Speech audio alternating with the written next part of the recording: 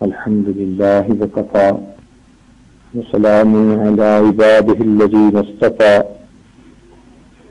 أما بعد أعوذ بالله من الشيطان الرجيم بسم الله الرحمن الرحيم إن الدين عند الله الإسلام سبحان ربك رب العزة عما يصفون وسلام على المرسلين والحمد لله رب العالمين اللهم صل على سيدنا محمد وعلى آل سيدنا محمد وبارك وسلم اللهم صل على سيدنا محمد وعلى آل سيدنا محمد وبارك وسلم اللهم صل على سيدنا محمد وعلى آل سيدنا محمد وبارك وسلم. دین اسلام دین فطرت ہے. انسان کو ایسی کامیاب زندگی گزارنے کا طریقہ سکھاتا ہے کہ وہ روتا ہوا دنیا میں آیا تھا مگر ہنستا ہوا دنیا سے واپس جاتا ہے. دین اسلام کے خلاف جو طریقہ زندگی بھی ہم اپنائیں گے وہ خلاف فطرت ہوگا، اس کے اندر کامیابی نہیں ہوگی. گزشتہ کل کے بیان میں اسی بات کو واضح کرنے کی کوشش کی گئی کہ فطرتی طور پر اللہ تعالیٰ نے عورت کو حیا اور شرم کی نعمت عطا کی ہے. اس کا عورت سے نکل جانا، دور ہو جانا خلاف فطرت بات ہے. دین اسلام حیا کو ایمان کا جز کہتا ہے. کفر کا ماحول حیا اور شرم کو بیماری کہتے ہیں. اس لیے دونوں سوسائٹیز کے اندر بنیادی فرق ہے. ان کی ڈائریکشن ڈائمیٹریکلی اپوزٹ ہے. دین اسلام اس بات کو پسند کرتا ہے کہ عورت پردہ میں رہے، اس میں شرم و حیا ہو،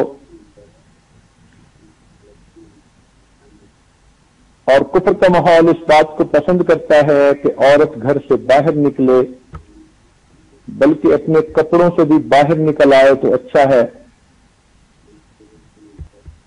نتیجہ کیا ہوا کہ دین اسلام کے مطابق زندگی گزارنے والی عورت جب ماں بنتی ہے اس کو عزتیں ملتی ہیں،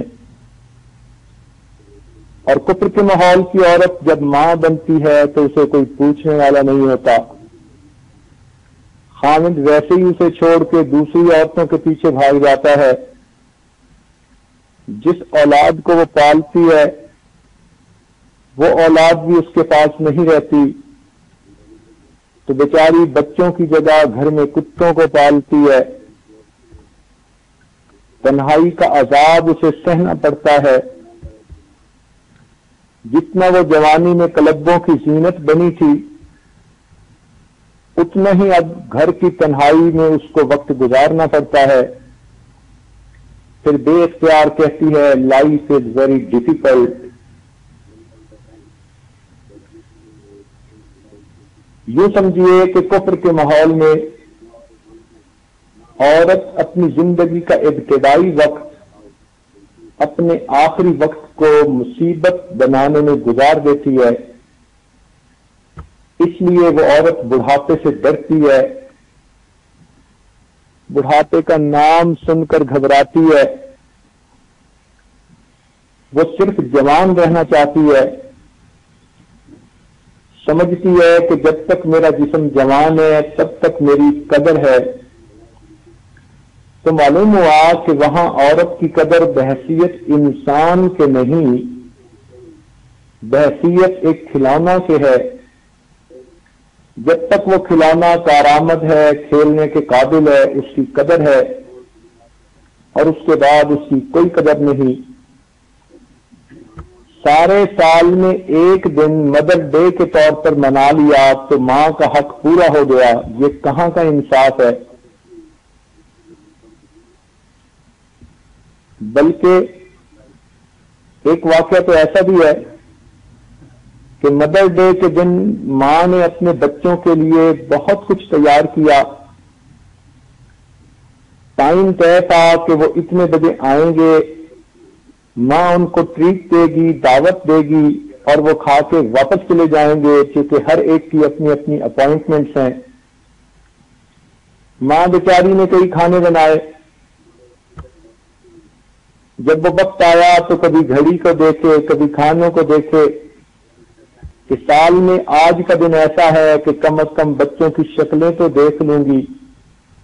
ماں تو ہر جگہ ماں ہوتی ہے، اس کے اندر مامتا کا جذبہ ایک فطری جذبہ ہے، اسے کوئی نہیں چھین سکتا۔ جانوروں میں ہم نے دیکھا کہ ماں کو بچے سے محبت ہوتی ہے، انسان تو بالآخر انسان ہے۔ تاہم جب وقت آیا، دروازے کی گھنٹی بجی، بڑی خوشی سے اس نے دروازہ کھولا کہ میرے بچے آئیں گے اور بیٹھ کر ہم اکٹھا کھانا کھائیں گے، تو کیا دیکھتی ہے کہ دروازے پر ایک پوسٹ ڈلیور کرنے والا آدمی کھڑا ہے اور اس نے ایک خط اسے دیا جس میں بچوں نے لکھا تھا کہ ہم نے آنے کا پلان تو بنایا تھا مگر ہمارے دوست نہیں مانے، ہماری مصروفیت ہے، تو اس لیے ہم خط کے ذریعے آپ کا شکریہ ادا کرتے ہیں۔ وہ عورت اتنی دکھی ہوئی کہ اس ڈاکیے کو کہنے لگی کہ خدا کے لیے آؤ اور میری بنی ہوئی چیزیں تم ہی کھا جاؤ۔ اب جب ماں سارا سال بچوں کی شکل دیکھنے کو ترستی ہے، اس ماں کی بھی زندگی کیا ہوگی؟ ماں کا مقام وہاں کیا ہے؟ ذمہ داری سے واقعہ سناتا ہوں۔ کنیکٹیکٹ ایک ریاست ہے جس میں ایک ماں نے اپنے جوان بیٹے پر مقدمہ کیا، ماں نے بھی وکیل کیا، بیٹے نے بھی وکیل کیا، مقدمے کی پروسیڈنگ ہوئی اور یہ مقدمہ اخبارات کی بھی زینت بنا، ٹی وی اور ریڈیو پر بھی دکھایا گیا، کئی دن تک اس کی پروسیڈنگ چلتی رہی۔ مقدمے میں ماں نے یہ دعویٰ کیا، میں بیوہ ہوں، یہ جوان بیٹا میرے ساتھ گھر میں رہتا ہے۔ مقدمہ یہ ہے کہ اس نے اپنے گھر میں ایک کتا پالا ہوا ہے، یہ روزانہ 3 گھنٹے کتے کے ساتھ صرف کرتا ہے، کبھی اس کو نہلاتا ہے، کبھی کھلاتا ہے، کبھی ساتھ لے کے باہر جاتا ہے۔ میں ماں ہوں، اسی گھر میں رہتی ہوں، یہ 5 منٹ ملنے کے لیے میرے کمرے میں نہیں آتا، عدالت اس کو حکم دے کہ یہ 5 منٹ کے لیے مجھے اپنی شکل ہی دکھا جایا کرے۔ اب اس پر مقدمہ چلا اور کئی دنوں کی پروسیڈنگز کے بعد ججمنٹ دی گئی کہ کتا چونکہ بچے نے خود پالا ہے، کتا اس کی لائبلٹی ہے، اس پر 3 گھنٹے لگیں یا 5 گھنٹے لگیں اس نوجوان کو لگانے پڑیں گے۔ رہ گئی ماں، تو چونکہ بچے کی عمر 18 سال سے اوپر ہو چکی، اس لیے اب بچے کے اوپر وہ لائبلٹی نہیں ہے۔ اگر اس کو کوئی پرابلم ہے تو وہ حکومت سے رابطہ کرے، حکومت اسے اولڈ ایج ہاؤس میں لے جائے گی اور اس کی ہر ضرورت کا انتظام کرے گی۔ ایک معاشرہ ہے جہاں ماں کا یہ مقام ہے، اور ایک معاشرہ ہے جو کہتا ہے کہ الجنت تحت اقدام امہاتکم، جنت تمہارے لیے ماں کے قدموں کے نیچے ہے۔ عورتیں خود سوچیں، اپنی عقل سے فیصلہ کریں کہ فطرت کا دین کون ہے، کون سا راستہ فطرت کے زیادہ قریب ہے۔ چونکہ کفر کے ماحول میں فطرت سے ہٹ کے زندگی گزارنی ہوتی ہے، اس لیے اول تو جوانی میں عورت ایسی گولیاں ہی کھاتی رہتی ہے کہ جس سے اولاد ہو ہی نہیں۔ اوائڈ کرتی ہے اولاد ہونے کو، سمجھتی ہے کہ اگر کوئی بچہ ہو گیا تو پھر میری طرف تو آنکھ اٹھا کے کوئی دیکھے گا ہی نہیں، میری زندگی کی حسرتیں تو پوری نہیں ہوں گی۔ اول تو یہ خلاف فطرت کام اسے کرنے پڑتے ہیں، اس کی وجہ سے پتہ نہیں کتنی بیماریوں کا وہ شکار ہوتی ہے، اور اگر اس سے بچ بھی جاتی ہے تو پھر بڑی عمر میں اس کا پوچھنے والا کوئی نہیں ہوتا، نہ خامد پاس ہے نہ بچے پاس ہیں۔ آپ سوچ سکتی ہیں کہ عورت کی راتیں کیسے کٹتی ہوں گی، اتنے بڑے گھر کی تنہائی اسے کاٹتی ہوگی۔ تو اتنا برا بڑھاپا ہے عورت کا وہاں پر کہ انسان جیتے جاگتے قبر میں چلا جاتا ہے۔ مسلمان عورت کو مر کے قبر میں جاتی ہے، کفر کے ماحول کی عورت بوڑھی ہوتے ہی قبر میں چلی جاتی ہے، اور وہاں عورت کا بڑھاپا 60 سال کی عمر میں نہیں بلکہ 30 سال کے بعد شروع ہو جاتا ہے۔ ایک کامن سی بات ہے کہ اس کفر کے ماحول میں 30 سال کے بعد لڑکی کو اپنے لیے کوئی خاوند نہیں ملتا، 2 قدم چلنے کے ساتھی تو روز اس کو ملتے ہیں، زندگی کا ساتھی اسے کوئی نہیں ملتا۔ اب بتائیے کہ 30 سال سے لے کر مرنے تک جو عورت اپنے گھر کی قبر میں رہے گی تو اس کا کیا حشر ہوگا۔ اس لیے وہ اپنا وقت گزارنے کے لیے ایکسٹینڈڈ آور دفتر میں کام کرتی ہے، ادھر ادھر پارٹ ٹائم کام کرتی ہے تاکہ اس کا وقت گزر جائے، بیچاری کا وقت ہی نہیں گزرتا۔ تو یہ خلاف فطرت زندگی گزارنے کی مصیبت ہے جس کی وجہ سے وہاں عورت کو ان پریشانیوں میں سے گزرنا پڑتا ہے۔ رہ گئی بات جوانی کی زندگی کی، تو جوانی تو دیوانی ہوتی ہے، انسان کی آنکھوں پہ شہوات کے پردے پڑے ہوتے ہیں۔ وہاں کا اصول ہے انجوائے یور سیلف، لہذا وہ اپنی زندگی کو انجوائے کرتے ہیں۔ اب وہ انجوائمنٹ بھی کیا ہے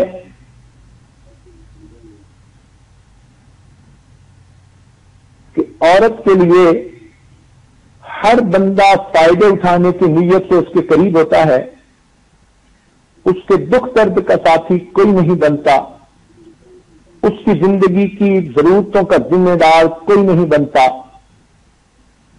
حیرانی کی بات ہے کہ ایک جوڑا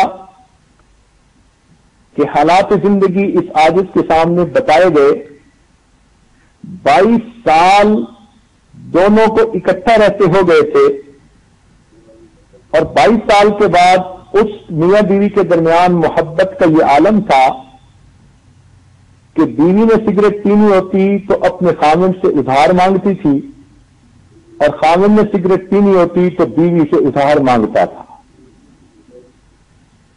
عورت اپنا کماتی اپنا پکاتی، مرد اپنے کھانے کا خود انتظام کرتا، فقط جسمانی ضرورت کے لیے دونوں اکٹھا رہتے تھے۔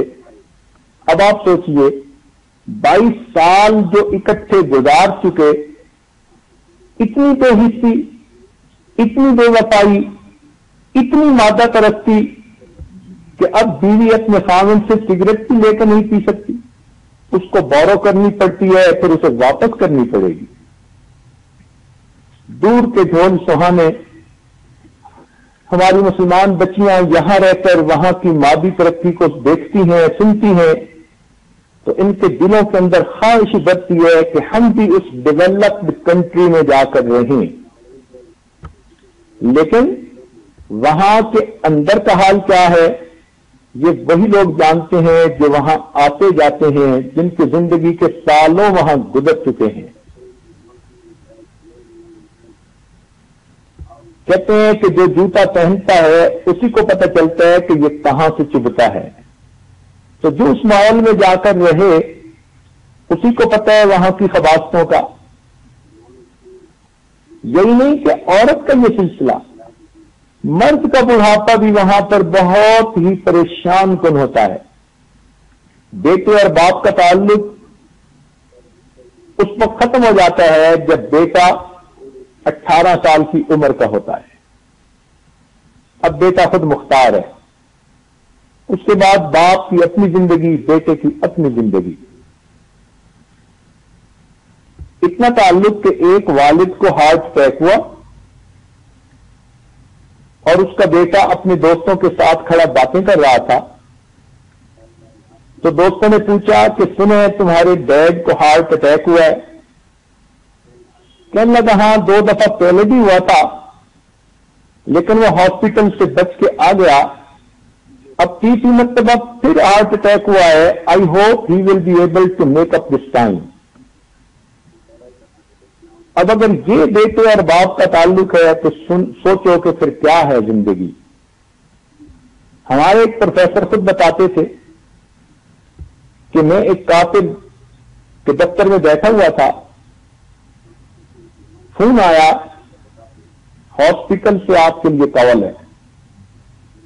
ہم نے ہاسپٹل کا نام سنا تو متوجہ ہوئے کہ کیا بات ہے۔ اس نے فون پہ کہہ دیا کہ ٹھیک ہے تم اسے دفن کر دو اور بل میری طرف بھیج دینا، میں بل پے کر دوں گا۔ میں نے اس سے پوچھا کہ بھئی کیا ہے، کیوں کال آئی؟ کہنے لگا کوئی نہیں، ایسی وری کرنے کی بات کوئی نہیں، میرے ڈیڈ بیمار تھے، ہاسپٹلائز تھے، ڈاکٹر کی کال آئی کہ وہ ان کی ڈیتھ ہو گئی، میں نے انہیں بتا دیا کہ میں مصروف ہوں، اس کو سیمیٹری سروسز کے حوالے کر دو، وہ اس کو دفن کر دیں گی اور بل میرے ایڈریس تک بھیج دیں گی تو میں اس کے بل پے کر دوں گا۔ یہ اگر باپ اور بیٹے کا تعلق ہے تو پھر زندگی حیوانیت نہیں تو پھر کیا ہے؟ اس لیے اس ماحول میں خلاف فطرت زندگی ہونے کی وجہ سے ماں باپ اور اولاد کا تعلق بہت کمزور ہوتا ہے۔ فیملی لائف کا سٹرکچر وہاں پر نہ ہونے کے برابر ہے۔ ہاں لوگ اپنی مجبوریوں سے عبرت سیکھتے ہوئے اور مسلمانوں کی آپس کی محبتوں کو دیکھتے ہوئے کوشش کرتے ہیں کہ مل جل کے رہیں، مگر وہ بھی اولاد پاس نہیں ہوتی۔ زیادہ سے زیادہ بوڑھا اور بڑھیا ایک دوسرے کے ساتھ مل کے رہیں گے، اولاد کے پاس فرصت نہیں ہوتی۔ بیٹا کہتا ہے ابو آپ کھانستے رہتے ہیں اور مجھے یہ چیز بالکل برداشت نہیں ہوتی، I don't want to see your ugly face. اب آپ اپنے لیے اولڈ ایج ہاؤس میں جگہ ڈھونڈ لیجیے۔ چنانچہ ایک مشہور واقعہ ہے وہاں کا، ایک باپ بوڑھا ہوا تو بیٹے نے کہہ دیا کہ اب آپ کھانستے ہو ہر وقت اور اونچا بولتے ہو اور یہ کرتے ہو وہ کرتے ہو، میں ڈسٹرب ہوتا ہوں تو میں آپ کو اولڈ ایج ہاؤس میں لے کے جاتا ہوں۔ چنانچہ یہ اس کو اولڈ ایج ہاؤس میں لے کر گیا۔ اب باپ چیخ رہا ہے نہیں میں تمہارے ساتھ رہنا چاہتا ہوں، میں گھر رہنا چاہتا ہوں، یہاں تنہائی ہوگی، میں نہیں رہنا چاہتا۔ باپ چیختا رہا اور بیٹا اسے وہاں دھکیل کے حوالے کر کے واپس چلا گیا۔ اللہ تعالیٰ کی شان دیکھیے کہ باپ کی عمر اللہ نے لمبی کر دی، اس کو کہیں 20-25 سال اس اولڈ ایج ہاؤس میں رہتے رہتے گزر گئے۔ یہ بچہ بھول ہی گیا کہ میرا کوئی باپ تھا یا نہیں، کیونکہ حکومت کی طرف سے وہاں ہر ضرورت پوری ہو جاتی ہے۔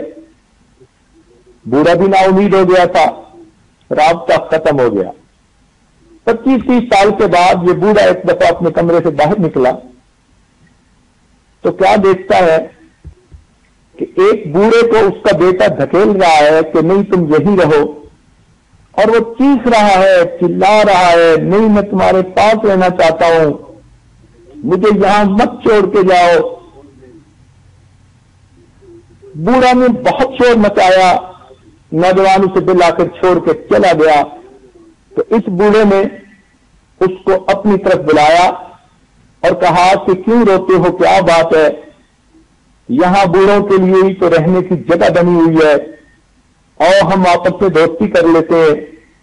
جب دونوں کا آپس میں تعارف ہوا تو پہلا بوڑھا باپ تھا اور دوسرا بوڑھا اس کا وہ بیٹا تھا. اب اگر یہ زندگی ہے تو اس زندگی سے تو اللہ توبہ. ہمارے جوان بچے بچیوں کو چاہیے کہ وہ عقل کے ناخن لیں اور دین اسلام کی قدر کریں. ہمارے ماحول میں اگر برائیاں ہیں تو وہ ہماری بدعملی کی وجہ سے ہیں. احکام شریعت کے اندر حسن ہے، نبی علیہ السلام کی مبارک سنتوں کے اندر خوبصورتی ہے. اگر ہماری زندگی شریعت و سنت کے مطابق ہو تو ہمیں اس دنیا میں جنت کے مزے آئیں. تو اس لیے اگر کوئی یوں کہے کہ جی مسلمانوں میں بھی یہ ہوتی ہیں، تو مسلمانوں میں اس وقت ہوتی ہیں جب وہ اسلام کی بجائے کفر کے طریقوں کو اختیار کر لیتے ہیں. جب مسلمان بن کے رہتے ہیں تو پھر ان میں الفتیں اور محبتیں ہوتی ہیں، پیار ہوتا ہے.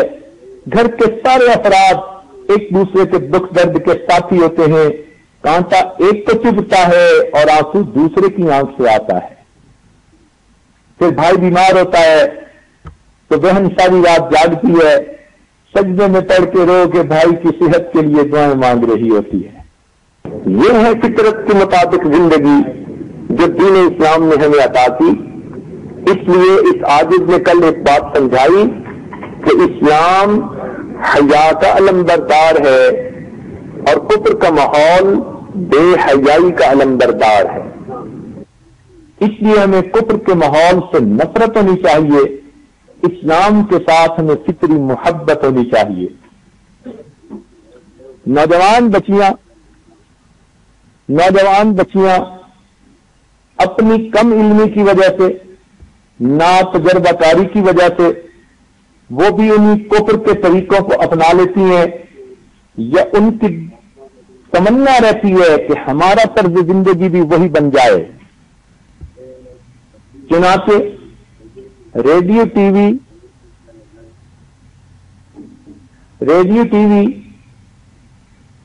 اور کیبل کی وجہ سے وہ ان کے زندگی کو دور سے دیکھتی ہیں اور ان کو دور کے ڈھول سہانے نظر آتے ہیں.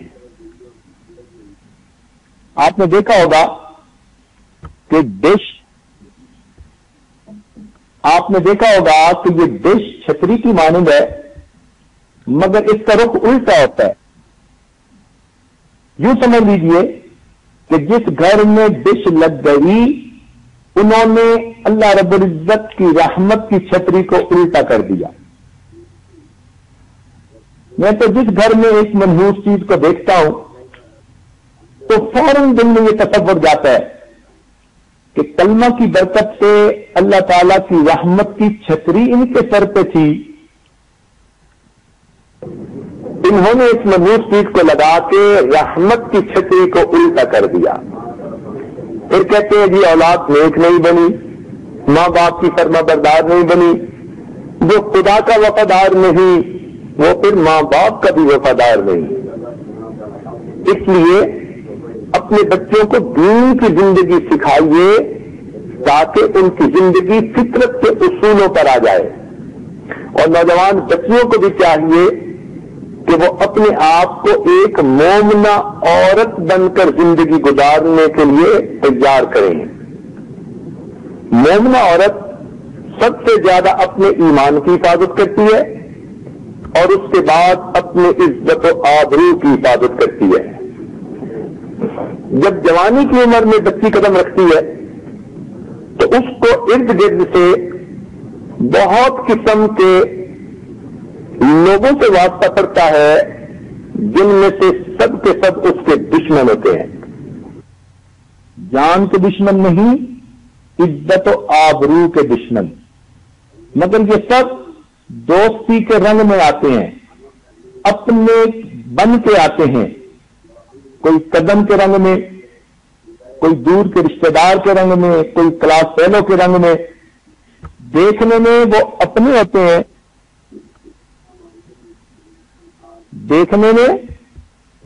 ہوتے ہیں، لیکن حقیقت میں وہ سپنے ہوتے ہیں. اردو میں سانپ کہتے ہیں بڑے سانپ کو، اور سانپ کے بچے کو ستنا کہتے ہیں. گو اس خواب کو بھی ستنا کہہ دیتے ہیں، لیکن یہ عاجز جو لفظ استعمال کر رہا ہے وہ سانپ کے بچے کو ستنا کہتے ہیں. تو نوجوان بچیاں اس بات کی احتیاط کریں کہ جن کو یہ اپنا سمجھتی ہیں حقیقت میں وہ ستنے ہوتے ہیں، جن کو یہ بھائی سمجھتی ہیں حقیقت میں وہ قصائی ہوتے ہیں. ان کی عزت و ناموس کے لیے وہ خطرے کی گھنٹی ہوتے ہیں. اس لیے شریعت کی حدود کے اندر رہتے ہوئے تعلق رہے، اور جو کوئی پرسنل ریلیشن شپ بنانے کی کوشش کرے تو یہ لڑکی اس کو اسی وقت ٹکا کے جواب دے دے تاکہ دوسری مرتبہ اس کو کوئی بات کرنے کا موقع ہی نہ ملے. دل میں مخلوق کی محبت کا ہونا انسان کی بدبختی کی دلیل ہوتی ہے. آج ایسا وقت آ چکا کہ لوگوں نے فاسق کا نام عاشق رکھ دیا اور فسق کا نام عشق رکھ دیا. گناہ کا تعلق ہوتا ہے اور کہتے ہیں جی ہمیں ایک دوسرے کے ساتھ عشق ہے. یہ عشق نہیں، یہ فسق ہے. کسی خاکی کے مت کر خاک اپنی زندگانی کو، کسی خاکی پہ مت کر خاک اپنی زندگانی کو، جوانی کر فدا اس پر دیا جس نے جوانی کو. دیکھیں، مکھی کے پر ہوتے ہیں مگر مکھی کو پروانہ نہیں کہتے، اس لیے کہ وہ گندگی کی طلبگار ہوتی ہے. تو جس کے دل میں مخلوق کی محبت، وہ انسان نہیں، مقام انسانیت سے گر چکا. اہل دل اس کو دل نہیں کہتے جو تڑپتا نہ ہو خدا کے لیے. انسان وہی ہے جس کا دل اللہ کی محبت میں تڑپے. اور یہ جو دنیا کے تعلقات ہیں یہ تو جسموں کا ملاپ ہوتا ہے. اس لیے ان باتوں سے بہت زیادہ پرہیز کرنے کی ضرورت ہے. جوان عمر بچیاں جس طرح گھر کے کاموں میں اپنے ماں باپ کو ہاں کہتی ہیں، اسی طرح ان کو ایک لفظ نہ بھی سیکھنے کی ضرورت ہے. جب بھی ان کے ساتھ کوئی زیادہ تعلق بنانے کی کوشش کرے تو وہ کھلے لفظوں میں نہ کہنے کی عادت ڈالیں. یہ بہادری ہے، یہ ان کا جہاد ہے، یہ اپنی عزت و ناموس کی حفاظت ہے. یاد رکھنا، جو بچی کسی کو کلیئرلی نہ نہیں کہہ سکتی اس کی عزت ہر وقت خطرے میں ہوتی ہے. تو نہ کرنا بھی سیکھنا چاہیے اور اس کو اپنا فرض منصب ہی سمجھنا چاہیے. چھٹی حص کے کام لیا کریں. اللہ تعالیٰ نے عورت کو ایک حص دی ہے جس کو چھٹی حص کہتے ہیں. وہ چھٹی حص بتا دیتی ہے کہ بولنے والا کس اسٹیشن سے بول رہا ہے، بات کرنے والا کس مقصد کے لیے بات کر رہا ہے. ہر عورت کی چھٹی حص اس کو فوراً خطرے کے بارے میں بتا دیتی ہے. تو عورت اپنی چھٹی حص سے کام لے. یہ چھٹی حص اس کے لیے ریڈار کی مانند ہے. جس طرح فوجی ریڈار پر دیکھتا ہے کہ دشمن کی طرف سے میزائل آیا، دشمن کی طرف سے جہاز آیا، تو وہ پہلے سے ہی ڈیفنس کے لیے تیار ہوتا ہے. بلکہ ریڈار پر دیکھ کر وہ دشمن کے کسی ایسے جو ہے ریڈار کو، ایسے کسی جہاز کو آنے ہی نہیں دیتا، واچ فل رہتا ہے. اسی طرح اللہ تعالیٰ نے عورت کو چھٹی حص ریڈار کی مانند دی. یہ ریڈار اسے بتاتا ہے کہ کس بندے نے جو فکرہ کہا کس مقصد کے لیے کہا. تو جیسے ہی آپ کا ریڈار آپ کو خطرے کی گھنٹی بتائے، آپ فوراً اپنی حفاظت کریں. اپنے عزت و ناموس کی حفاظت کر کے آپ اللہ تعالیٰ کی نظر میں سرخرو ہوں. حدیث پاک میں آتا ہے کہ اگر کسی لڑکی کو کوئی مرد اپنی طرف متوجہ کرنے کی کوشش کرے اور وہ کہے کہ نہیں میں اللہ سے ڈرتی ہوں، تو اللہ تعالیٰ قیامت کے دن اس کو اپنے عرش کا سایہ عطا فرمائیں گے۔ تو آپ نو کہہ کر اللہ تعالیٰ کے عرش کے سائے کی مستحق بن جایا کریں۔ اللہ رب العزت کی محبت آپ کو نصیب ہوگی جب آپ اللہ کے لیے دنیا کو ٹھوکر ماریں گی۔ رہ گئی بات کہ نکاح ہونا ہے تو اس نکاح کے وقت ماں باپ بھی ہیں، بات چلے گی، ماں باپ کے ذریعے سے آگے بڑھے گی، آپ کی بھی رائے پوچھی جائے گی، اس وقت جو مل جل کر فیصلہ ہوگا اس مشورے کے اندر برکت ہوگی۔ بچی کو خود اس بات کی ضرورت نہیں ہوتی کہ وہ اس چکر میں پڑے کہ جی مجھے کل کو فیصلہ کرنا ہے اس لیے میں کیسے نہ کروں۔ یاد رکھیں 100 میں سے 99 بندے جو قریب ہوتے ہیں وہ سب کے سب اپنے وقتی کام کے لیے ہوتے ہیں۔ عورت ایک بات ذہن میں اچھی طرح بٹھا لے کہ عورت کے معاملے میں مرد اپورچونسٹ ہوتے ہیں، موقع پرست ہوتے ہیں۔ جس مرد کو کسی عورت نے برائی کا تنہائی کا موقع دے دیا وہ مرد اس موقع کو ضرور اویل کرے گا، چاہے وہ جوان ہے اور چاہے وہ 60 سال کا بوڑھا ہے۔ بوڑھے اور جوان کا عورت کے معاملے میں کوئی فرق نہیں۔ فضا سے جوان لڑکی گزر رہی ہوتی ہے، جوان بیٹا بھی اس کو شہوت کی نظر سے دیکھتا ہے، این اسی وقت اس کا سفید بالوں والا باپ بھی اس بچی کو شہوت کی نظر سے دیکھتا ہے۔ تو عورتیں اس بات کو اچھی طرح سمجھنے کی کوشش کریں، مرد کے معاملے میں بہت محتاط رہیں، بلکہ قرب قیامت میں نبی علیہ السلام نے ارشاد فرمایا ایسا وقت آئے گا کہ محرم مرد اپنی محرم عورتوں کے ساتھ برائی کے مرتکب ہوں گے۔ ہم قرب قیامت کے اس دور میں زندگی گزارتے ہیں اور ہمیں اس قسم کی ادھر ادھر سے اطلاعات شکایات ملتی ہیں، لہذا عورت کو چاہیے کہ زندگی کا اصول بنائے، غیر محرم سے بیزار رہے اور محرم سے ہوشیار رہے۔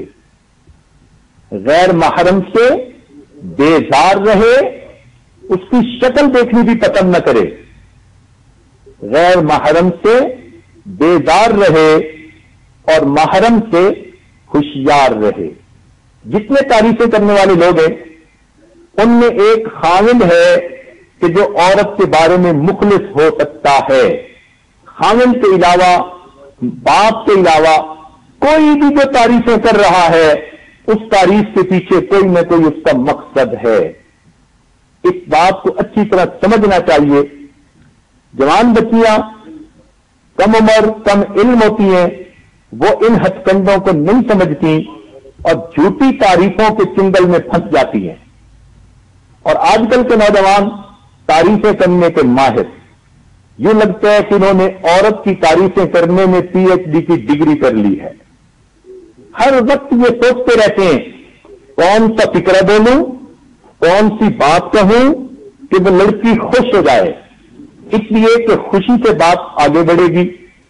اور ہر نوجوان یہ جھوٹ بولتا ہے کہ میں آپ کو اپنانا چاہتا ہوں۔ 100% جھوٹ ہوتا ہے۔ اپنانے کا مطلب صرف اتنا ہوتا ہے کہ میں آپ کے ساتھ کچھ وقت گزارنا چاہتا ہوں۔ اور بچیاں سادگی کی وجہ سے اس بات کو حقیقت سمجھ لیتی ہیں کہ فلاں ہمیں اپنانا چاہتا ہے۔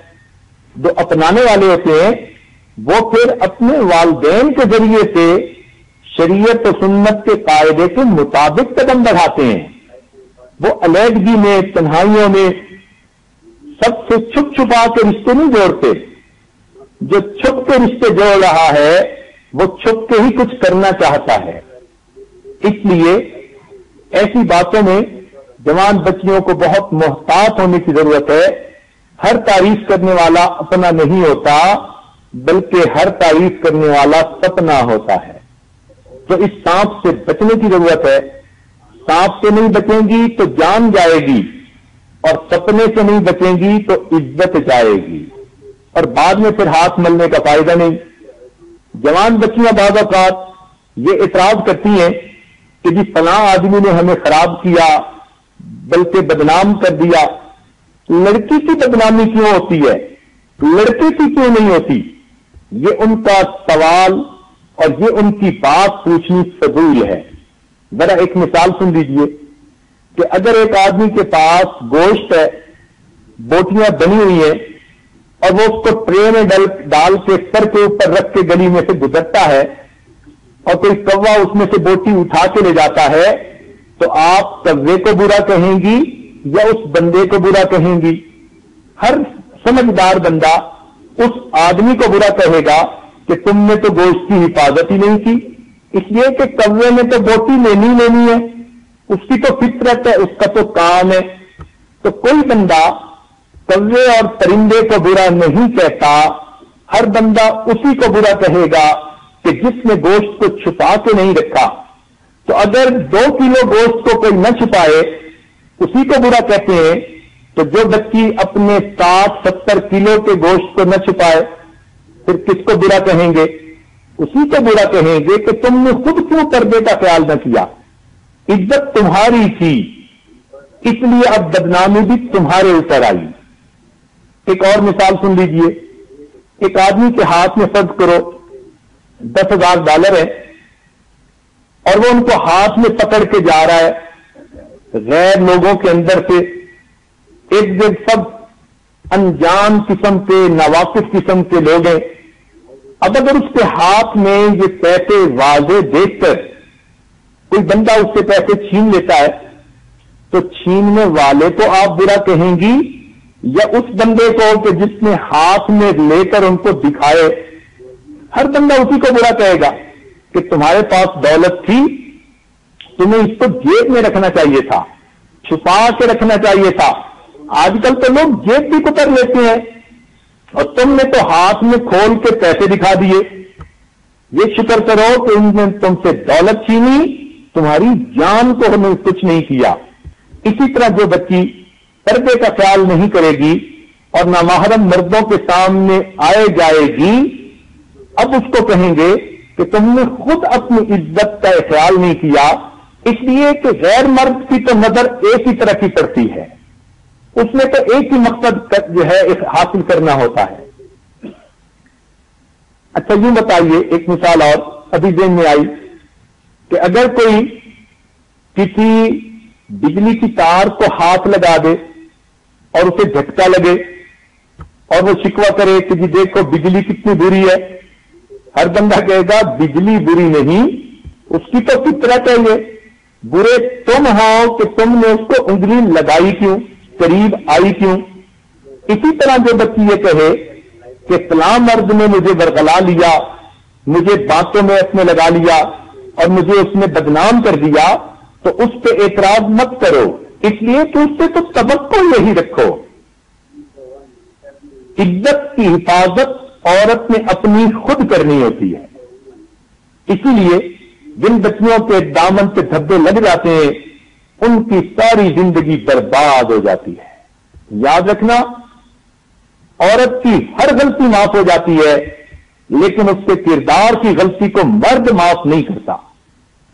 مرد کی عجیب فطرت ہے, خود اسی گناہ کا مرتکب ہوتا رہے گا, خود اسی گناہ کے اندر دن رات لگا رہے گا, لیکن جہاں بیوی کا معاملہ آیا تو بیوی سے وہ پار پائی چاہتا ہے.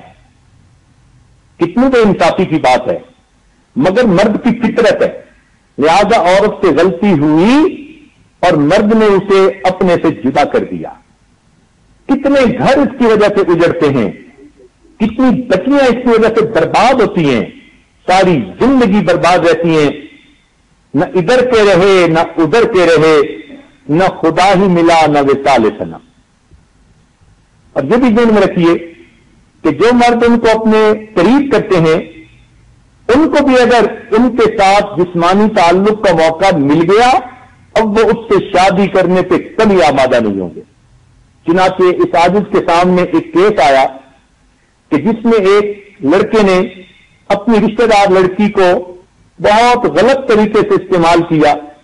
جب بات آگے بڑھی, دونوں طرف کے ماں باپ بھی رضامند ہو گئے کہ بھائی شادی ہی کر دیتے ہیں, لڑکا راضی نہیں. اب لڑکی پریشان کہ یہ تو اتنا روتا تھا، منتیں کرتا تھا، راتوں کو جاگتا تھا، یقین دہانیاں کرواتا تھا، اب جب سب راضی ہیں یہ نکاح کرنے پہ تیار کیوں نہیں؟ چنانچہ اس عاجز نے اس نوجوان کو بلا کر پوچھا کیوں نکاح نہیں کرنا چاہتے؟ اس نے ایک موٹی سی بات کہہ دی، کہتا ہے کہ مجھے اعتبار نہیں، جو کنوارے پن میں میرے ساتھ برا کام کر سکتی ہے، جب وہ میری بیوی بنے گی اور میں گھر پہ نہیں تو وہ کسی اور کے ساتھ بھی یہ معاملہ کر سکتی ہے۔ تو یوں سمجھیے کہ جس بچی نے کسی مرد کو اپنے اوپر اختیار دے دیا وہ ہمیشہ کے لیے اس کی نظر میں بے اعتبار بن گئی۔ یہ نہیں کہ اس سے پیار بڑھتا ہے بلکہ عورت بے اعتماد بن جاتی ہے۔ وہ مرد اس کو کبھی بیوی کے طور پہ نہیں اپنائے گا، بیوی کے طور پہ مرد کی یہ فطرت ہے، وہ اسی کو اپنائے گا کہ جس کو وہ نیک اور پارسا سمجھے گا، اس کو اپنے بچوں کی ماں بنائے گا اور باقیوں کے ساتھ اس میں وقت گزارنا ہے۔ اس لیے جس طرح مرد کو جہاد کے لیے ہر طرف سے حملے کا خطرہ رہتا ہے، جوان بچی کو اپنی عزت کے معاملے میں ہر طرف سے خطرہ رہتا ہے، اور اللہ نے گھر میں اس کا یہ جہاد بنا دیا، اس کو چاہیے کہ اپنی عزت و آبرو کی حفاظت کرے۔ ماں باپ کو بھی چاہیے کہ وہ اپنے جوان بچوں کی خیر خبر رکھیں۔ یہ کہاں کا انصاف ہے کہ بچے تو پیدا ہو گئے، اب ذرا بڑے ہوئے تو ان کو ان کے حال پر چھوڑ دیا، ان کو تر لک میں کھلاتے ہیں، ان کی ہر خواہش ماں باپ پوری کر دیتے ہیں، اور پھر اس بات کا خیال بھی نہیں رکھتے کہ ان بچوں کی زندگی گزر کیسی رکھتی ہے۔ یہ جو نئی تہذیب کی تعلیم ہے یہ انسان کے اندر سے انسانیت کو جلدی نکال دیتی ہے۔ ہم سمجھتے تھے کہ لائے گی فراغت تعلیم، ہم سمجھتے تھے کہ لائے گی فراغت تعلیم، کیا پتا تھا کہ چلا آئے گا الحاد بھی ساتھ۔ یہ جو نئی تعلیم ہے نا، اس کے ساتھ الحاد بھی آ جاتا ہے، اس کے ساتھ جوان بچے اور بچیاں اللہ کے وجود کے منکر بن جاتے ہیں، دین اسلام کے منکر بن جاتے ہیں۔ تو ماں باپ کی یہ ذمہ داری کہ ان بچوں کو دیکھتے رہیں، واچ فل رہیں، یہی تربیت ہے۔ یوں تو تربیت کے عنوان سے مستقل کئی بیانات پہلے کیے گئے، انشاءاللہ اس مرتبہ بھی تربیت کے عنوان سے مزید کچھ باتیں کہی جائیں گی۔ تاہم جوان بچوں کے بارے میں چند باتیں اس وقت بھی ذہن میں آ رہی ہیں تو ذرا سن لیجئے۔ سب سے اچھا دستور تو ہمارے بزرگوں کا تھا۔ گھر کے دو حصے ہوتے تھے، ایک مردان خانہ اور ایک زنان خانہ۔ زنان خانے میں عورتیں ہوتی تھیں، مردان خانے میں مرد ہوتے تھے۔ ضرورت کے وقت مرد عورتوں میں آتے تھے یا ضرورت کے وقت گھر کی عورتیں مردوں میں جاتی تھیں۔ اپنی زندگی ویسے علیحدہ تھی۔ باپ بیٹوں پہ نظر رکھتا تھا، ماں بچیوں پہ نظر رکھتی تھی۔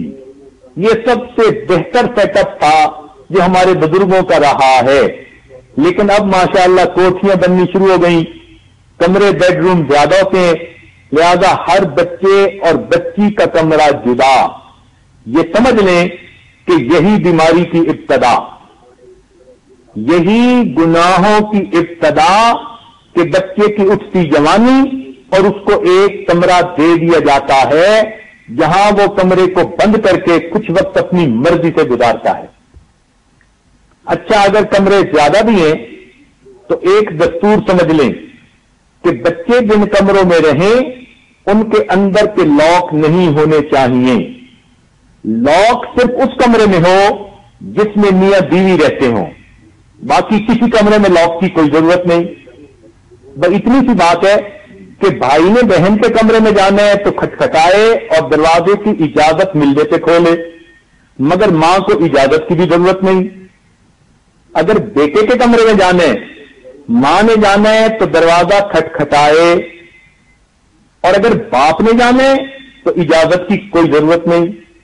تو یہ گھر کا اگر اصول بن جائے کہ بچوں کے علیحدہ علیحدہ بیڈ روم میں مگر ان کے اندر کے تالے لاک ختم کر دیے جائیں، اور یہ دستور گھر کا ہو کہ بیٹے کے کمرے میں باپ جب چاہے بغیر اجازت جا سکتا ہے، بیٹی کے کمرے میں ماں جب چاہے بغیر اجازت جا سکتی ہے، آپ یوں سمجھیں کہ آپ نے بچوں کی آدھی تربیت کر لی.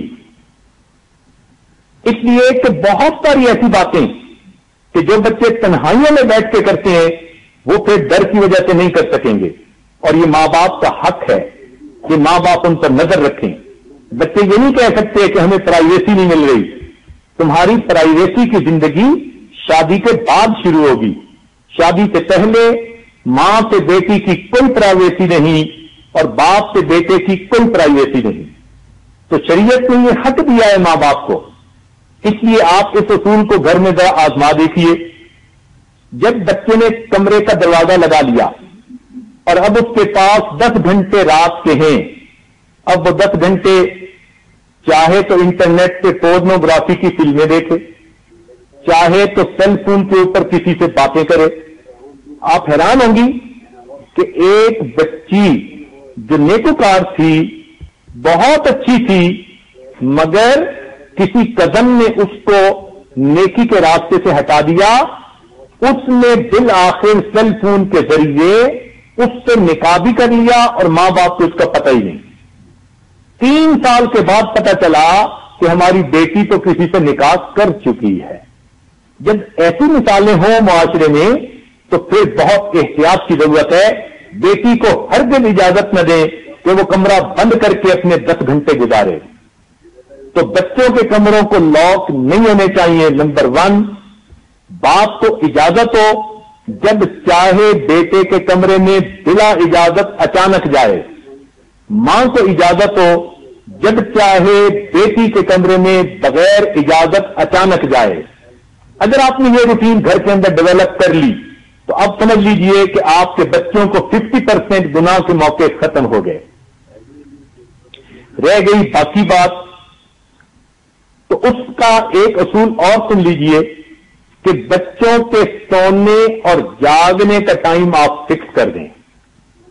بچوں کے سونے اور جاگنے کا ٹائم آپ فکس کر دیں، چاہے 6 گھنٹے چاہے 7 گھنٹے. فجر میں اٹھنا سب کے لیے لازمی ہے اور عشاء کے بعد کتنے بجے سونا سب کے لیے لازمی ہے. اگر وہ کہیں ہم نے پڑھنا ہے، ان کو کہو کہ دن کی روشنی میں پڑھو اور رات کی تاریکی میں آرام کرو. پڑھنے کے نام پر بچے سب برائیوں کا وقت نکال لیتے ہیں. ماں باپ سو جاتے ہیں کہ جی بچی پڑھ رہی ہے اور بچہ پڑھ رہا ہے، اور ان کو کیا پتا ہوتا ہے کہ بچہ اس وقت کس کام میں لگا ہوا ہوتا ہے. گھنٹوں بچے آج 6 گھنٹے متواتر چیٹنگ میں گزارتے ہیں. اس لیے پڑھائی میں بھی فیل ہوتے ہیں. نہ دنیا کے رہے نہ دین کے رہے. صبح کو فجر میں اٹھنا مشکل، ماں کہتی ہے نماز پڑھو تو نماز پڑھنا مشکل. تو ایک اصول بنا لیجئے گھر میں کہ بچوں کے لیے سونے کا ٹائم متعین ہو. اچھا، اگر پڑھنے والے بچے ہیں اور گھنٹہ 2 گھنٹے پڑھنے ہیں تو ماں جاگے. کبھی ماں کی طبیعت ٹھیک نہیں تو باپ جاگے. جب تک بچے جاگ رہے ہیں ماں باپ میں سے کسی ایک کو جاگنا ہے، اور جو ٹائم طے ہے اس پر بچے کو لازمی سونا ہے. ماں اپنے بیٹی کی کمرے کی لائٹ آف کرے اور اس کو بستر پہ سلا کے پھر نکل آئے اور پھر سوئے، اور پھر اٹھ کے دیکھے بھی صحیح کہ کیا وہ سوئی ہی ہوئی ہے یا کہیں کھوئی ہوئی ہے. اگر آپ نے بچوں کے سونے کا وقت متعین کر دیا اور جاگنے کا وقت متعین کر دیا تو آپ نے مزید 25% برائی کو روک لیا. یہ 2 باتیں چھوٹی سی ہیں مگر بہت بڑے بڑے کبائر سے بچوں کو بچا لیتی ہیں. بچے معصوم ہوتے ہیں شروع میں، ان کو جس طرح سے ماں باپ تربیت دیں گے وہ ویسے ڈھل جائیں گے. تو ان کو گناہ کے موقع سے بچائیں. شروع میں ہو سکتا ہے وہ تنگی محسوس کریں، لیکن کل کو جب ان کی جوانیاں بے داغ ہوں گی اور پاک جوانیاں ہوں گی تو کل کو وہ ماں باپ کے بے دام غلام بن کے زندگی گزاریں گے. تو ایک تو بچوں کو کمرے میں لاک لگانے کی اجازت نہ ہو، دوسرا ان کے سونے جاگنے کا ٹائم پورا ہو. اور اگر آپ کسی کو دیکھیں کہ فجر جاگنے میں سستی ہو رہی ہے تو اس کو خطرے کی گھنٹی سمجھیں. اس بچے کو رات کو نیند کا موقع کیوں نہیں ملا؟ اب پیار سے اس سے ذرا وجہ پوچھیے، گیس کیجیے. بیٹا ہے تو باپ اس کام کو کرے اور بیٹی ہے تو ماں اس کام کو کرے. فجر میں بچوں کا جاگنا ایک بہترین علامت ہے کہ بچوں کی رات کیسی گزری ہے. اور آج تو پڑھائی کے نام پہ بچے ساری رات جاگتے ہیں، الٹے کام کرتے ہیں اور صبح فجر میں نہیں اٹھتے. امی میں اسکول کا کام کرتا رہا، سونے کا موقع نہیں ملا. اور امی صاحبہ بڑے پیار سے بچے کی بات مان جاتی ہیں. تو یہ بات ذہن میں رکھیے کہ ایک تو ان کا سلیپنگ ٹائم متعین ہو، دوسرا ان کے کمرے کے اندر لاک نہ ہو، اور تیسرا ان کے سامان کو آپ چیک کرتی رہیں کہ کسی کے پاس موبائل تو نہیں. یہ آپ کا حق ہے، آپ جانچ پڑتال بغیر اطلاع کے کر سکتی ہیں. شریعت نے ماں باپ کو اس کا حکم دیا کہ وہ بچے کی تربیت کے لیے ایسی چیزوں کو کرنے کا اختیار رکھتی ہیں. اس کے کمرے میں دیکھیں، اس کے کپڑوں میں دیکھیں، چیک کرتی رہیں کہ اس کے پاس فون تو نہیں. اول تو خود لے کے دینے کی ضرورت ہی نہیں. جو لے کے دیتے ہیں یوں سمجھ لیں کہ وہ ان کو ایک برائی کا ٹکٹ کٹوا کے دے رہے ہیں. پھر ان کا کیا، ہر بچے اور بچی کے ہاتھ میں فون کا ہونا یہ کہاں کی ضرورت ہے؟ تو اول تو ایک عمر میں ان کو دینا ہی نہیں چاہیے. ہاں شادی کے بعد ان کو لے کر دیا، کوئی ضرورت ہے تو اپنی جگہ. اسٹوڈنٹ شپ میں کیا ضرورت ہوتی ہے؟ تو اول تو ان کے پاس فون ہونا نہیں چاہیے. ہو بھی صحیح تو پھر اس بات پہ نظر رکھیں کہ اس فون کے SMS میسج کیسے ہوتے ہیں. بچہ نہانے گیا اس کا فون چیک کریں، بچہ گھر کے کام میں گیا فون چیک کریں، بیٹی کچن میں بیٹھی کھانا کھا رہی ہے اس کا فون چیک کریں. ویسے تو وہ فون کو اس طرح چھپا کے رکھتے ہیں جس طرح اپنے گناہوں کو چھپاتے ہیں. ان کو پتا ہوتا ہے کہ ہمارے فون کے اندر سب کچھ کچا کچا موجود ہے. لیکن جب آپ کی تو رکھیں گی اس لیے کہ آپ نے شیطان کے راستے کو بند کرنا ہے تو آپ کو اس پر اجر ملے گا. یہ تجسس نہیں کہلائے گا بلکہ یہ تربیت کہلائے گی. تو آپ بیٹی کا فون لیں اور ذرا اس کے SMS میسج کو ریڈ کرنا سیکھیں. یہ کہاں کا انصاف ہے کہ فون تو لے کے دے دیتے ہیں اور ماں کو پتہ ہی نہیں کہ فون پہ ہوتا کیا ہے. تربیت بھی سیکھنی پڑتی ہے. تو اس بات کو چیک کرتے رہیں. اگر آپ نے اس کے میسیجز چیک کر لیے اور اس کی ای میل کو بھی چیک کرتی رہیں. ای میل ایڈریسز آپ کو معلوم ہونے چاہیے. یہ بچوں کے وہ راز ہیں کہ اگر ماں باپ کو اس کا پتہ ہوگا تو بچے بالکل سیدھے رہیں گے، اور اگر نہیں پتہ ہوگا تو انہی کی وجہ سے بچے ماں باپ کے بھی نافرمان اور پھر ماں باپ کو جہنم میں لے جانے کا بھی ذریعہ بنیں گے. اور ایک اصول آخری اور کہ بچہ گھر میں کوئی CD لائے تو ماں باپ کی اپروول سے لائے. آج کل CDs پر وہ بدماشیاں ہو رہی ہیں الامان والحفی، اور ماں باپ کو پتہ ہی نہیں ہوتا. بچہ جب چاہتا ہے CD لے کے آ جاتا ہے. ماں سمجھتی ہے کہ یہ CD آ گئی بچے کے کالج کے کام کی، اور بچہ وہاں بیٹھ کر 3 گھنٹے کی فلم دیکھ رہا ہوتا ہے. نیوڈ فلمیں دیکھتے ہیں بچے. تو اس لیے اس بات پہ بھی چیک رکھیں کہ گھر میں کوئی CD اگر آئے کمپیوٹر کی یا دوسری تو ماں باپ کی اپروول سے آئے ورنہ نہیں آئے. اگر ان چند باتوں پہ آپ نظر رکھیں تو یوں سمجھیں کہ 90% گناہوں کے مواقع ختم ہو گئے. اب باقی 10% کو آپ اپنی ججمنٹ جو ہے وہ پہچانے. بچے کے اٹھنے بیٹھنے، آنے جانے، اس کے سونے جاگنے سے اس کا پتہ چل جاتا ہے. اور اس کا اصول یہ ہے کہ جب بچہ نیکی میں سستی کرنے لگے تو سمجھ لیں کہ کہیں نہ کہیں بیماری موجود ہے. مصلی سے محبت نہیں، مسجد میں نہیں آتا، جماعت میں نہیں آتا. جب آپ عبادت کو اپنے بچے کے لیے بوجھل محسوس کریں، پھر سنیں اور دل کے کانوں سے سنیں، جب آپ یہ محسوس کریں کہ بچے کے لیے عبادت کرنی بوجھل بن گئی ہے، سمجھ لیں کہ کہیں نہ کہیں دال میں کالا ہے۔ اس لیے کہ جس کے دل کے اندر صفائی ہوگی، نیکی کرنا اس کے لیے آسان ہوگا۔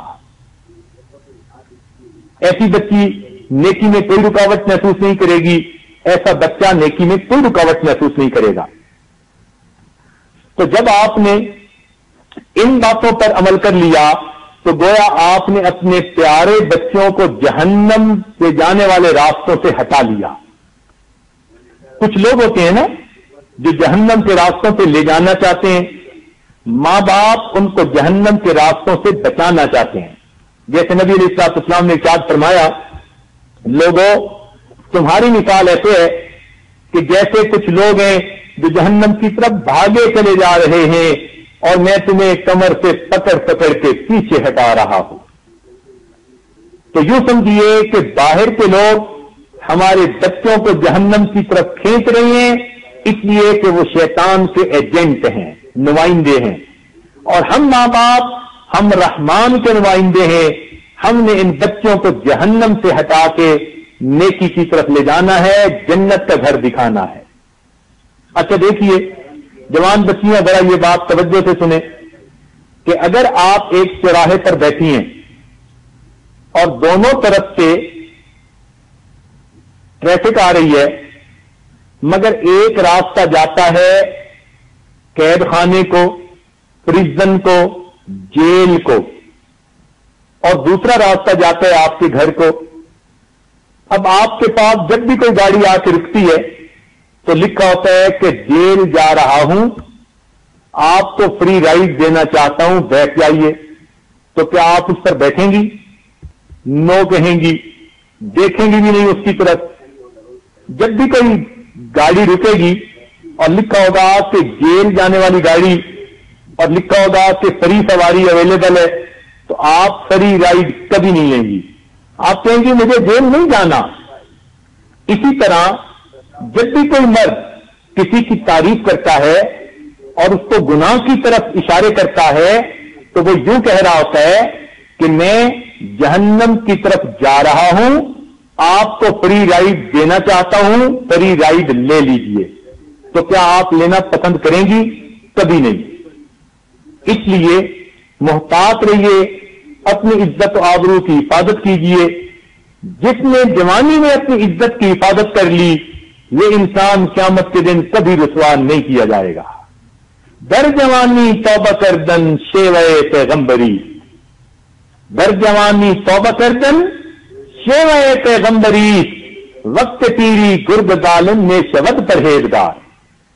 جوانی میں نیکی کرنا، توبہ کرنا، یہ پیغمبروں کا شیوا ہے، اور بوڑھا ہو کر تو بھیڑیا بھی بڑا پرہیزگار بن جاتا ہے۔ اس لیے کہ اب بکری ہاتھ میں نہیں آتی۔ تو جوانی کے اندر اپنی عزت و ناموس کی حفاظت کرنا اور بے داغ جوانی لے کر جانا، اس کے لیے دعائیں اللہ سے مانگا کریں۔ روز 2 رکعت نفل پڑھ کے دعا مانگیں، اے مالک آج کے دن میری عزت سلامت رہی اور تو نے میرے لیے آج کا دن عافیت والا دن بنا دیا۔ اے اللہ مجھے امتحانوں سے بچانا، اے اللہ مجھے شیطان سے بھی بچانا، اور جو انسان کی شکل میں شیطان پھرتے ہیں اے اللہ مجھے ان سے بھی بچا لینا۔ تو جب یہ بچی 2 رکعت نفل پڑھ کے روز ایمان کی حفاظت کی دعا مانگے اور 2 رکعت نفل پڑھ کے اپنی عزت و آبرو کی حفاظت کی دعا مانگے، اللہ تعالیٰ اس بچی کے ایمان اور عزت و آبرو دونوں کی حفاظت فرمائیں گے۔ ایمان اور عزت و آبرو، ان دو کے علاوہ زندگی کی کوئی بھی پریشانی ہے اس کا کوئی نہ کوئی حل موجود ہے۔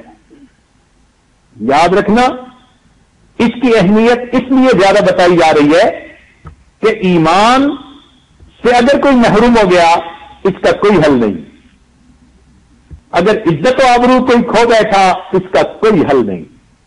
ان دو کے علاوہ زندگی کی کوئی بھی چیز ہے، ہر چیز کا نعم البدل ہو سکتا ہے، مگر ایمان اور عزت و آبرو کا بدل کوئی نہیں ہو سکتا۔ لِكُلِّ شَيْءٍ إِذَا فَارَقْتَهُ عِوَضٌ وَلَيْسَ لِلَّهِ إِن فَارَقْتَ مِنْ عِوَضٍ۔ اے دوست، دنیا میں جس چیز سے تو دور ہوا تیرے لیے کوئی نہ کوئی اس کا بدل موجود ہے، لیکن تو اللہ تعالی سے دور ہو گیا تو تیرے لیے اللہ کا بدل کوئی موجود نہیں۔ اس لیے اس کی حفاظت کیجیے، اور اس کی حفاظت کا طریقہ یہ کہ ہم دین اسلام سے محبت رکھیں اور کفر اور کافری سے نفرت رکھیں۔ نبی علیہ الصلوۃ والسلام نے ہمیں دعا سکھائی، رضیت باللہ ربا وبمحمد نبیا وبالاسلام دینا۔ کتنی پیاری دعا ہے، دل میں ٹھنڈک ڈال دینے والی۔ صبح شام اس کو پڑھا کریں، اللہ تعالیٰ ایمان کی حفاظت فرما دیتے ہیں۔ تو اس لیے ان باتوں کو ذرا دل کے کانوں سے سن کے اپنے زندگی میں لاگو کر لیجئے۔ ایک حدیث ہے نبی علیہ الصلوۃ والسلام کی کہ جو کوئی تمہارے منہ پہ تعریف کرے تم اس کے منہ میں مٹی ڈالو۔ بچیوں کو اس کا شاید پتہ ہی نہیں ہوتا، اور آج کے دور میں بچیوں کو اس کی زیادہ ضرورت پیش آتی ہے، اس لیے کہ جو بھی مرد گناہ کے لیے ان کے قریب ہوتا ہے وہ تعریف کے راستے سے قریب ہوتا ہے۔ تو نبی علیہ السلام کی حدیث کو ہر وقت ذہن میں رکھیں کہ جو منہ پہ تعریف کر رہا ہے تو وہ کسی نہ کسی مقصد کے لیے کر رہا ہے۔ اگر میں منہ میں مٹی نہیں ڈال سکتی تو کم از کم نو کے ذریعے اس کو اپنے سے دور تو کر سکتی ہوں۔ ڈانٹ پلائیے، اس کو جرأت نہ ہو۔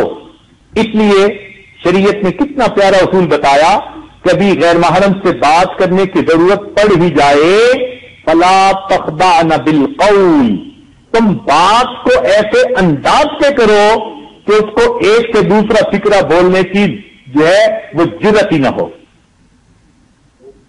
جب تک عورت عزت و ناموس کے معاملے میں مضبوط ہے، مرد اس کا کوئی نقصان نہیں کر سکتا۔ جب عورت ڈھیلی ہوگی تب مرد کو جرأت ہوگی۔ اس لیے اللہ کریم نے اپنے قرآن میں جہاں چوری کا تذکرہ کیا، السارق والسارقۃ، چور مرد کا تذکرہ پہلے، عورت کا تذکرہ بعد میں، اس لیے کہ چوری مردانگی کے خلاف ہے، مرد کو الزام زیادہ آتا ہے کہ اس نے کتنا برا کام کیا۔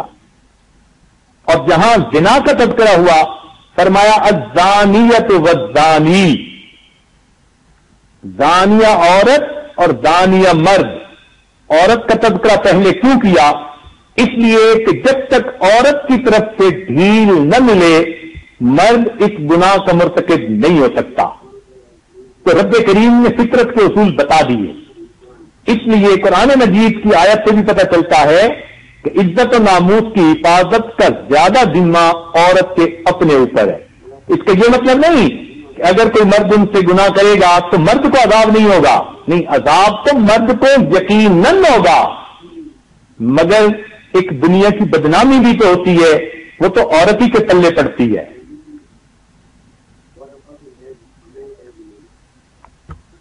تو عورت کا جہاد اپنے ایمان کی حفاظت، اپنے عزت و ناموس کی حفاظت۔ اور آج کل یہ جتنا نیا میڈیا ہے یہ عورت کو ایمان سے اور عزت و آبرو سے ہٹانے کے لیے پورا زور لگا رہا ہے۔ اس لیے اس سے بچنے کی کوشش کیجیے اور اپنے رب سے مدد مانگیے۔ رب کریم ہم پر اپنی رحمت فرمائے اور ہمیں اللہ تعالی اپنی عزت و آبرو کی حفاظت کی توفیق عطا فرمائے۔ ہم نے اسٹوڈنٹ شپ میں ایک فقرہ پڑھا تھا، if wealth is lost, nothing is lost. If health is lost, something is lost. And if character is lost, then everything is lost. جس کا کردار ختم ہو جاتا ہے پھر اس کے پاس کچھ بھی نہیں ہوتا۔ اس لیے کہتے ہیں کہ 4 چیزیں بے وقت بن جاتی ہیں، یہ دانا کا قول ہے۔ 4 چیزیں بے وقت بن جاتی ہیں، جب سر سے کوئی بال اتر جائے تو بے وقت ہوتا ہے، اس کی کوئی قیمت نہیں ہوتی۔ سر سے اترے ہوئے بال کی کوئی قیمت نہیں ہوتی۔ اسی طرح آسمان سے گرے ہوئے ستارے کی کوئی قیمت نہیں ہوتی، اور اسی طرح آنکھ سے آنسو جب ٹپک کے زمین پہ گر پڑتا ہے تو زمین پہ گرنے کے بعد اس کی کوئی قیمت نہیں ہوتی۔ اور اسی طرح جس عورت کی عزت کی چادر پہ داغ لگ گیا، اب مرد کی نظر میں اس عورت کی کوئی عزت نہیں ہوتی۔ مرد خاوند بیوی کی ہر غلطی کو معاف کر سکتا ہے، لیکن کردار کی غلطی کو معاف نہیں کرتا۔ یہ مرد کی فطرت ہے، چاہے وہ نیک ہے یا چاہے وہ بد ہے۔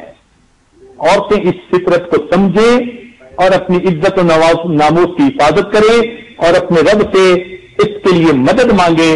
رب کریم ہمیں نیکوکاری کی زندگی عطا فرمائے۔ قرآن مجید میں عورتوں کی جہاں خوبیاں بتائی گئیں کہ یہ پاک دامن عورتیں ہیں، فلاں عورتیں ہیں، وہاں ان کے لیے ایک لفظ لگایا گیا غافلات۔ غافلات کا کیا مطلب؟ کہ وہ عورتیں جن کو ان برائیوں کے طریقوں کا پتہ ہی نہیں، ہوا ہی نہیں لگی۔ شریعت نے اس کو اچھا کہا، عورت کی صفت بتلایا ہے۔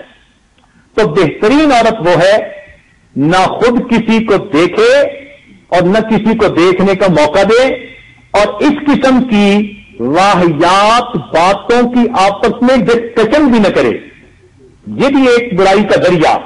نیک بچیاں اپنی کلاس فیلوز کے ساتھ جب ہر ٹاپک پہ باتیں کرتی ہیں تو خود تو گھر میں ٹی وی نہیں یا نیکی کا ماحول ہے، لیکن اس کی دوست اس کو اپنے سب کچھ تجربات جب بتاتی ہے تو اس کے دل میں پھر برائی کی بے لہر دوڑ پڑتی ہے۔ تو اس لیے بچیاں اس بات سے بھی محتاط رہیں کہ فحاشی، بے حیائی، گناہ کے ٹاپک پر دوسری لڑکیوں سے بھی گفتگو سے پرہیز کریں، اس سے بھی پرہیز کریں، اس لیے کہ جتنا ان کو اس چیز کی ہوا لگے گی اتنا ان کا نفس ان کو برائی سے آمادہ کرے گا۔ یوں سمجھیے یہ برائی آگے اور ہم نے آگ کے قریب بھی نہیں جانا کہ ہمیں تپش بھی محسوس نہ ہو۔ اس لیے ہر بچی دوستی کے قابل نہیں ہوتی۔ یہ نہیں کہ کوئی آپ کی کلاس فیلو ہے آپ اسے اپنی دوست بنا لیں، نہیں، چن کے دوست بناتے ہیں، دیکھ بھال کے دوست بناتے ہیں۔ سب قدمیں ایک جیسی نہیں ہوتی۔ جس کو آپ نیک سمجھیں، اچھی سمجھیں، اس کے ساتھ بھلا دوستی کا تعلق ہی رکھیں، اور ورنہ سب کے ساتھ ضابطے کی جو تعلقات ہوتے ہیں وہ سب کے ساتھ رکھیں جو رشتہ داری میں ہوتے ہیں، مگر جس کو دوستی کہتے ہیں کہ دل کی باتوں کو شیئر کرنا، وہ نہ کریں۔ بلکہ یہ عاجز تو کہتا ہے کہ بیٹی کو چاہیے کہ وہ اپنی ماں کو دوست بنا لے۔ ماں سے زیادہ خیر خواہ دنیا میں اس کا کوئی نہیں ہو سکتا۔ بیٹے کو چاہیے آج کے ماحول میں اپنے باپ کو دوست بنا لے، باپ سے زیادہ اس کا خیر خواہ کوئی نہیں ہو سکتا۔ ماں باپ کے دل اولاد کے لیے اخلاص والے ہوتے ہیں۔ اس لیے حدیث پاک میں آتا ہے کہ ماں باپ کی دعائیں اولاد کے بارے میں اللہ تعالیٰ اس طرح قبول کرتے ہیں جیسے کہ بڑے بڑے اولیاء کی دعائیں قبول کی جاتی ہیں۔ اس لیے کہ ماں باپ جیسے بھی ہوں اولاد کے بارے میں مخلص ہوتے ہیں، اولاد کے بارے میں ان کے دل میں خلوص ہوتا ہے۔ اس لیے تو ان کی دعائیں قبول اللہ کے ہاں اس اخلاص کی وجہ سے۔ کہتے ہیں ایک بزرگ تھے، ان کی والدہ فوت ہوئی، اللہ تعالیٰ نے الہام فرمایا، اے میرے بندے، جس کی دعائیں تیری حفاظت کرتی تھی وہ ہستی دنیا سے اٹھ گئی ہے، اب ذرا سنبھل کے قدم اٹھانا۔ ہمیں کیا پتا ماں باپ کی دعائیں کہاں کہاں ہماری حفاظت کر رہی ہوتی ہیں۔ تو اس لیے یہ اصول سمجھ لیں بچیاں کہ زندگی میں اگر دوست بنانا ہے تو اپنے کنوارے پن میں اپنی ماں کو بنائیں، اور اگر شادی کی زندگی تو پھر محبتوں کا مرکز اپنے میاں کو بنائیں. بس ان دو ہستیوں کے سوا اس کو دنیا میں خلوص کہیں نہیں ملے گا، پروٹیکشن کہیں نہیں ملے گی. ہر جگہ کہیں نہ کہیں کوئی تما، کوئی مطلب ہوگا. اللہ تعالی ہمیں برائی کی زندگی سے محفوظ فرمائے اور ہماری عزتوں کی، ایمان کی اللہ تعالی حفاظت فرمائے، اور رب کریم ہماری نئی نسل کو دین اسلام کے مطابق زندگی گزارنے کی توفیق نصیب فرمائے. وآخر دعوانا ان الحمد للہ رب العالمین. تھوڑی دیر کے لیے مراقبہ کر لیجئے، آنکھوں کو بند کر لیجئے، سر کو جھکا لیجئے.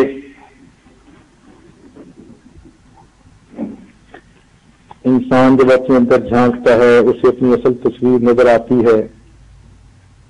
اپنے من کے دریچے کو کھولیے، اپنی اصل تصویر کو دیکھیے. اپنی زندگی کے پچھلے سب گناہوں سے سچی توبہ کر لیجئے. آئندہ نیکوکاری کی زندگی گزارنے کا دل میں عہد کیجئے. نبی علیہ السلام نے فرمایا کل بنی آدم خطاؤون، تمام بنی آدم خطا کار ہیں. وخیر الخطاؤون التوابین، مگر اچھا خطا کار وہ ہے جو توبہ کرنے والا ہو. تو آج کی اس محفل میں ہم اپنے گناہوں سے سچی توبہ کر لیں اور اپنے رب سے گناہوں کی معافی مانگیں.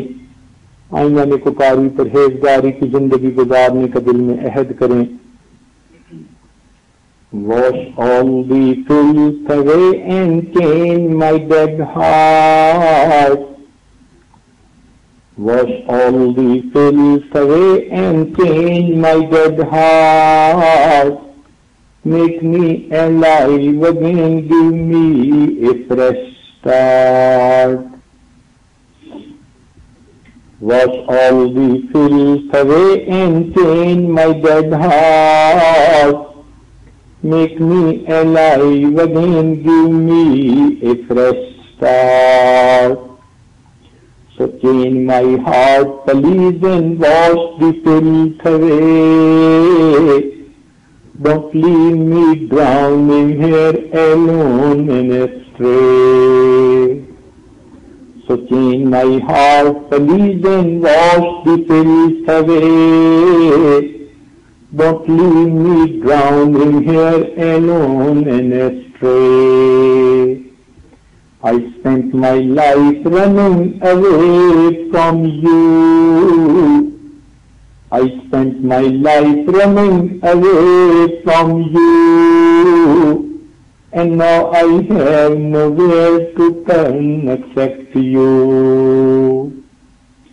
I spent my life running away from you, and now I have nowhere to turn except you. I turn to you and begging you to be saved. I turn to you and begging you to be saved. And change me into an obedient slave. Wash all the filth away and change my dead heart. Make me alive again, give me a fresh start. I have been doing all my life what I crave. I have been doing all my life what I crave. Shaitan and nafs have always had me enslaved. I have been doing all my life what I crave. Shaitan and nafs have always had me enslaved. I am ashamed that I have broken your rules. Worship my nafs and see you ignorant fools. I am ashamed that I have broken your rules. Worship my innocent, you ignorant fool. But now I know the path leading me to thee. I bow to you and asking you to help me. But now I know the path leading me to thee. I bow to you and asking you to help me. Wash all the filth away and change my dead heart. Make me alive again, give me a fresh start. I wish your name to be engraved in my heart. I wish your name to be engraved in my heart. I will be grateful to you, change this dead heart. I wish your name to be engraved in my heart. I will be grateful to you, change this dead heart. My heart is darkened, so my eyes remain dry. Hypocrisy and hubris won't let me cry. I'm at your door and begging you, let me in. I'm at your door and begging you, let me in. Don't push me back to my hopeless life of sin.